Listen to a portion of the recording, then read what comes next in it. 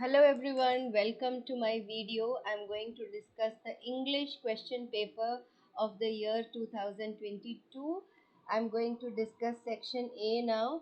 I'll be discussing the first passage. It is very time consuming to go through the first passage. You don't have to invest a lot of time in reading the passage. This passage has a title. The title of this passage is Sifting Through the Sands of Time. I'll be discussing the answers. This passage comprises of 7 paragraphs. The paragraphs are small. The first question is of 5 marks. On the basis of your understanding of the passage, and answer any of the 5 questions from 6 given below. So as you can see, this is the question paper of CBSE class 10 English. This is set 1. The first question is of 10 marks. The first question is, how is sand a treasure love?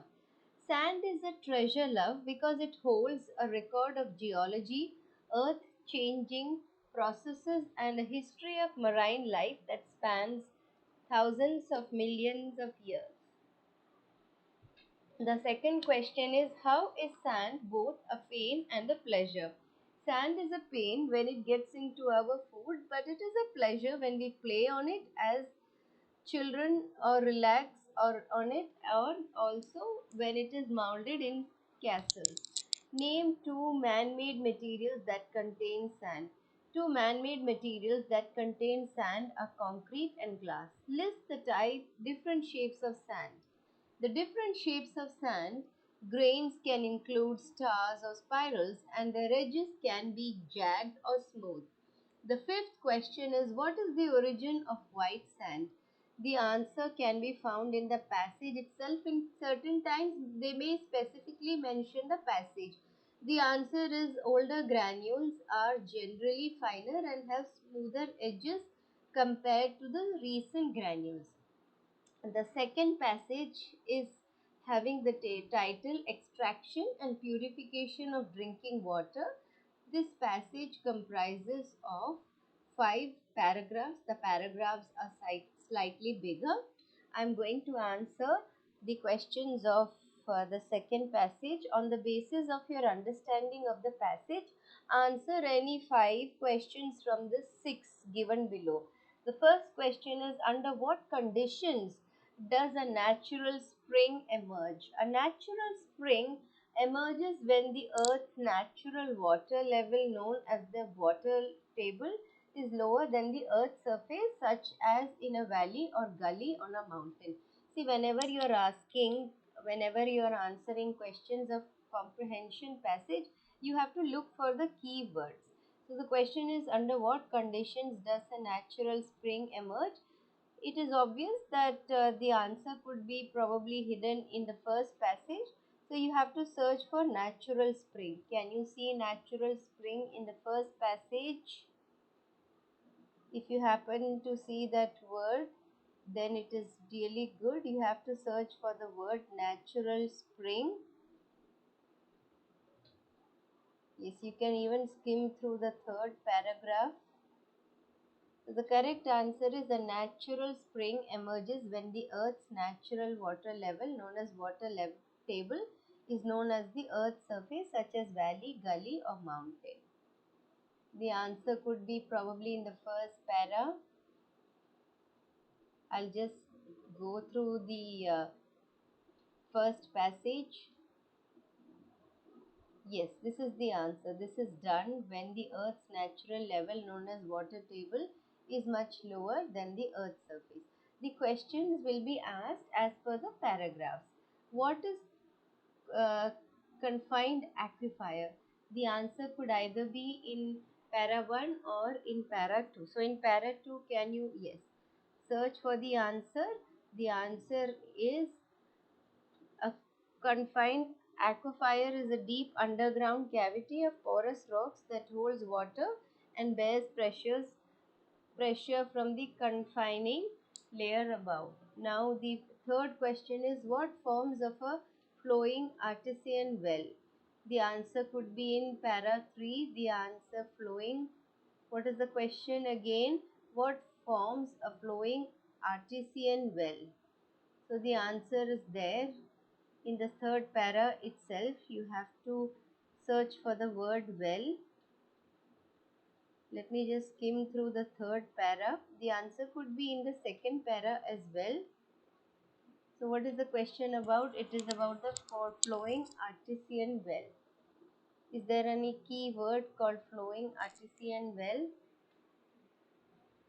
Let us search for it in the second para.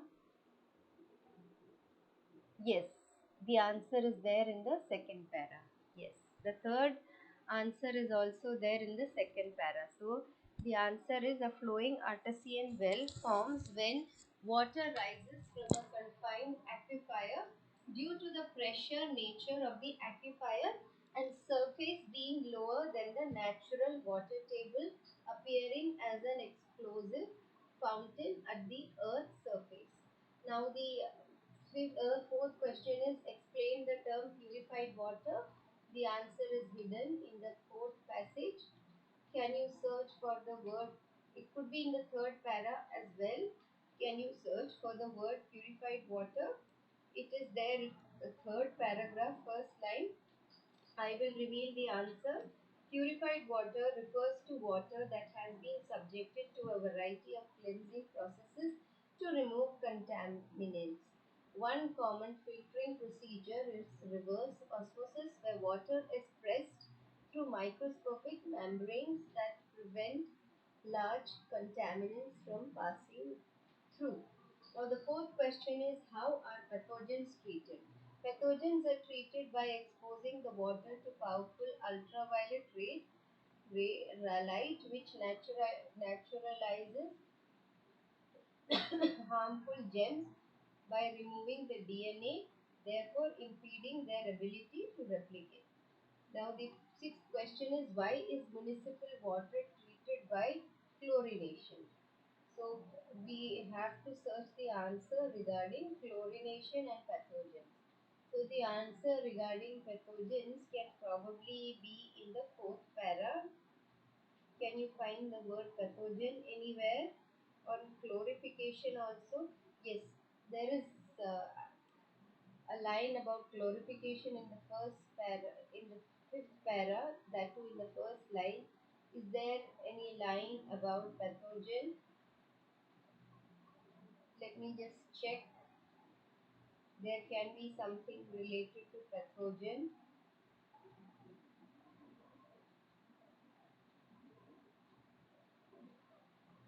Okay,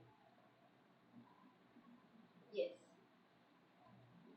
So the answer is pathogens are treated by exposing the water and powerful ultraviolet rays which neutralizes harmful germs by removing the DNA, therefore impeding their ability to replicate.